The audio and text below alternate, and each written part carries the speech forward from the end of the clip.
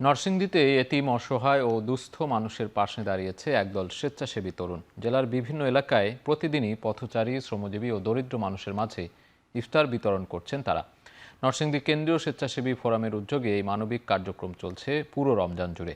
বিকেলে শিবপুরের পুটিয়া এলাকার ইফতার বিতরণের পাশাপাশি একটি অসচ্ছল পরিবারকে ঘর নির্মাণ সামগ্রী, এক প্রতিবন্ধী ব্যক্তিকে হুইল চেয়ার এবং কয়েকটি দরিদ্র পরিবারের মাঝে খাদ্য সামগ্রী বিতরণ করা হয়।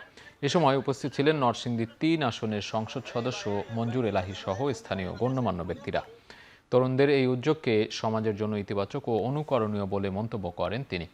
আয়োজকরা বলছেন, মানবিক এই কার্যক্রমের মাধ্যমে জেলা জুড়ে সহমর্মিতা ও সৌহার্দ্যের বার্তা ছড়িয়ে দিতে চান তারা। সমাজের শুধু